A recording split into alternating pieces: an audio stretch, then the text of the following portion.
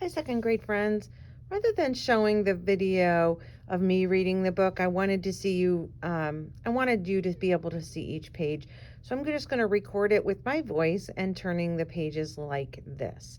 I'm going to share with you today The Crayon Man, the true story of the invention of Crayola crayons by Natasha Bebo, illustrated by Stephen Salerno.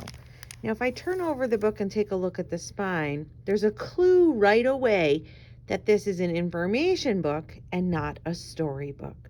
Do you see that spine label or that white sticker at the bottom of the spine? That has numbers on it this time. Has numbers and letters, but the top says 338.7 BIE.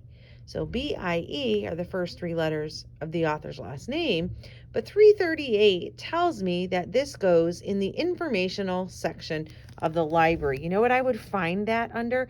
I would also find books about Lego inventions, about different companies that have invented something. Lego and Minecraft, and let's see what else is over there. Nike.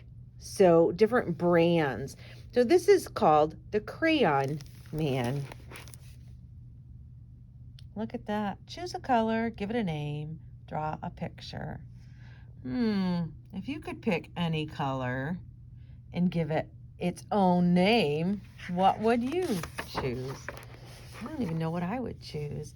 Once there was a man who saw color everywhere. He noticed the yellow-orange petals of the black-eyed Susan. In his garden, he marveled at the rich scarlet-red tones of the cardinal's feathers. He admired the deep blue-green of the waves in the sea. Color made him really, really happy. But all day long at work, all he saw was black dust, black tar, black smoke, black ink, black dye, black shoe polish. Do you notice how I said black louder, stronger? It's bolded. His company sold carbon black, a new kind of pigment or colored substance made from soot of burning oil and natural gas. People used it in printing inks, electric street lamps, and stove and shoe polish. It also made rubber tires last much longer. His name was Edwin Binney, and he was an inventor. He worked with his cousin, C. Harold Smith. Together, they were Binney and Smith. Harold was a great salesman. He loved to travel the world. Edwin was curious. He had a knack for listening and making what people needed. Edwin invented a new kind of inexpensive slate pencil that wrote very smoothly. It was gray. Children loved it. He invented a kind of chalk that was not dusty and did not crumble. It was white. Teachers loved it. He invented a wax crayon that would write on wood and paper packaging. It was really, really black. People loved it. Paper was expensive in the 1800s, so children wrote with slate pencils or chalk on slates, small, handheld blackboards. You use a whiteboard today. So when everyone, including Edwin's wife, Alice, told him children needed better, cheaper crayons, he listened.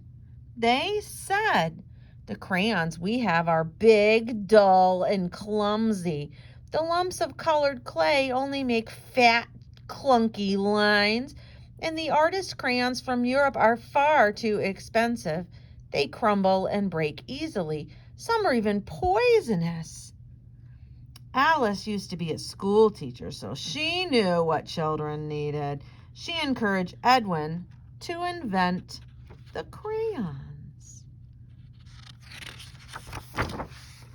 Edwin thought about his company's inventions. When you drew a picture with their gray slate pencil, it rubbed off at the drop of a hat.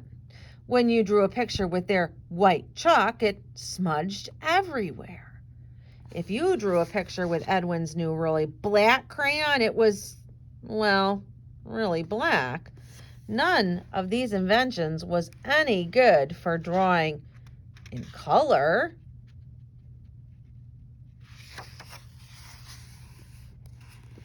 So Edwin listened, and Edwin invented. In small stone mill in Pennsylvania, in a top secret lab, Edwin's team experimented. How could they make better, stronger crayons? Melted paraffin wax? Perhaps. The first colored crayons invented in Europe were made from a mixture of charcoal and oil, so they broke easily. To make stronger crayons, Edwin tried using wax instead. Now, for the crayon colors, grinding up rocks and minerals into fine powders. Mixing, slate for gray, earth for yellow, red, and brown?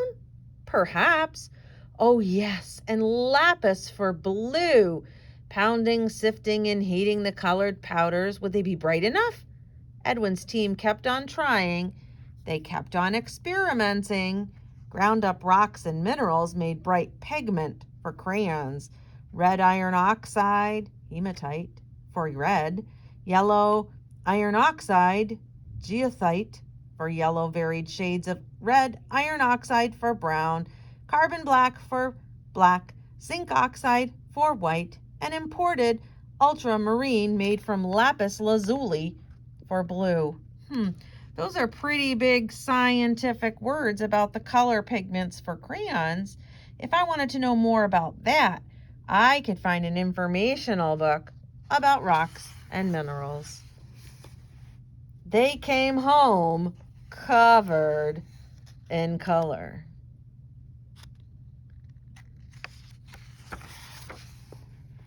They experimented some more and discovered a pinch of this pigment, a sploosh of that one, a little hotter, a little cooler, and voila, lots of different shades.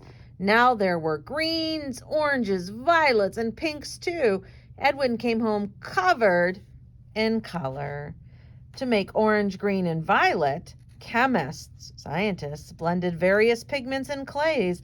Some minerals changed color when they were heated. Plus, the length of time the mixtures were left to cool created different colors as well. In a large tub at the mill, Edwin's team measured out the ingredients: melted wax, clay to thicken, something for texture, colored powders, each in just the right amount every time to make a top secret formula. Slowly, carefully, stirring by hand, they poured the special formula into thin crayon-shaped molds, smaller than any other inventor's, just right for the size of a children's hand. The mixture cooled and hardened. Edwin watched, and Edwin waited. Children might eat or chew the crayons and get sick, so Edwin's team experimented to find safe, non-toxic colors and materials. Finally, one summer evening in June of 1903, Edwin came home covered in color and announced he'd invented a new kind of crayon, colored crayon. But what should he call it? Well, Alice had an idea. She said, let's mix the French word cray, for stick of chalk, and the word ola from the word oleaginous, meaning oily, like an oily texture of the crayon's wax, to invent a new word. Crayola. Edwin listened. Binney and Smith shipped out the first Crayola crayon boxes: red, orange, yellow, green, blue, violet, brown, and black. 8 colored crayons for only a nickel. How much is a nickel, friends? 5 cents. Edwin waited Would children like them? Children did. Now they could draw a tiny green caterpillar or a big blue sky. Their drawings would smudge and they wouldn't rub out. They were bright and could last a long, long time. By the 1900s, inventors had figured out how to make cheaper paper from wood pulp, so children could now draw on paper instead of just slate. Excitement over the new colorful invention spread like wildfire. Does that mean it was really a fire? No, it means that it just caught on very quickly. Everybody kept hearing about it. Admirers from far and wide flocked to marvel at Binney and Smith's inventions at the St. Louis World's Fair in 1904. The company's dustless chalk even won a gold medal. Proudly, Edwin and Harold showed it off, especially on their new crayon boxes. Every day, Edwin brought colorful bouquets from his garden to inspire the Crayola team. They made crayons in even more different shades and later asked children to help name them. To celebrate their 90th anniversary, Crayola held a color naming competition. The 6-year-old winner coined Tropical Rainforest. Other color names created by children included Robin Eggs Blue, Tickle Me Pink, we saw that one in our box, and Macaroni and Cheese. Granny Smith Apple. At last, because of Edwin Binney, the man who saw color everywhere, who had a knack for listening and making what people needed, children all around the world could reach for just the right shade to draw anything. Now, friends, in the back of this book, How Crayola Crayons Are Made, shows pictures. Train cars deliver paraffin wax. Workers pour colored powders called pigments into vats. That's a big pot. It is pumped into a huge mold. They put it in the crayon shapes. They're pushed out. I'm moving quickly because you know what I found? I found an episode of a show that I watched when I was little, that if you move on to one of the other screens, you can see this story in video form of a man who loved color. So friends, I've included on the next few slides a couple videos about how crayons are invented. I included a coloring page that if you could color or pick a color, what would you name it? Think of your favorite color and think of a totally awesome name. And then I also included some links to the Crayola website where there are activities and more coloring pages. Once again, friends, you do not have to do any of that other work. That is something if you would like to do.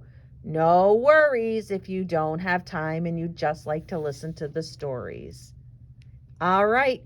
I hope you have a super awesome, fantastic rest of your week, and I'll see you next time. Bye for now.